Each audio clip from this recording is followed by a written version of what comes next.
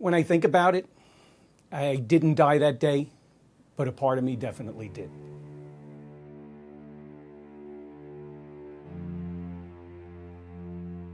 My name is Dan Farrell. I'm a police officer with Coconut Creek Police Department, and this is my 9/11 story. My wife calls me up and she says, her car is possessed. The lights are still on and the radio is still playing. She goes, I took it to the Honda dealer and they're looking at it. So I knew that she wasn't going to have a car the next day. So I got off the phone and I asked my supervisor, a lieutenant, and I asked him, I said, is it okay if I take tomorrow off? So he goes, whatever you need to do, do it. The next day, I woke up at about 4:30 to go into work about 6:30, and I kind of had a dull headache.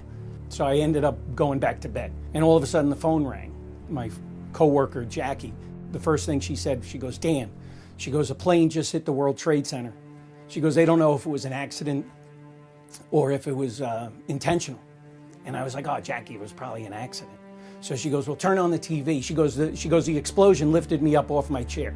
And then all of a sudden that second plane hit. And I said, Jackie, a second plane hit. And she goes, I know. She goes, they're evacuating the building. So they evacuated Police Plaza, police headquarters. So I looked at my wife and I said, I'm going to take a quick shower. And I said, God, I didn't know how long I'd be gone. And I headed in towards the city. I went to the closest police precinct that was in New York. And when I got there, they told me that I had to go into Brooklyn.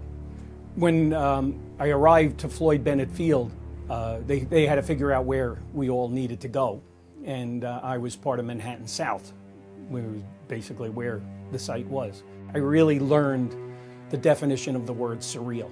It was gray and dark, and there was that yellowy tinge from the smoke and with the sun trying to get through, but everything was coated. All we were hearing over the radio was craziness. I mean, it sounded like there were still bombs going off in Lower Manhattan. My lieutenant, who had been down at the site, all of a sudden came back and he said they just kicked everybody out because a building was coming down. That ended up being World Trade Center 7. And then we opened up our command and control center, which was in Police Plaza, and I got assigned there. We were hearing about, oh, so-and-so died, this one died, and then all of a sudden they'd walk into the building. It was crazy. It was like I said, surreal. The whole scene,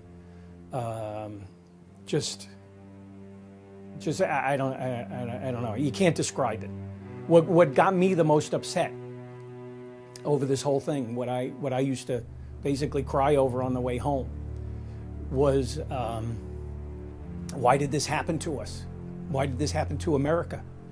Because what I ended up seeing at this command center was the outpouring of love that America gave to us in New York. That was not something we ever expected. It was not something we ever thought we'd ever need. We were New York. We were the NYPD. We didn't need anybody's help. We took a lot of people's help, and we needed it, and it was beautiful. And that was the thing that upset me, was why would anybody do something like they did when we have such great people in this country? It became the new normal, and it eats away at you, and that's why I said, I didn't die that day, but definitely a part of me did.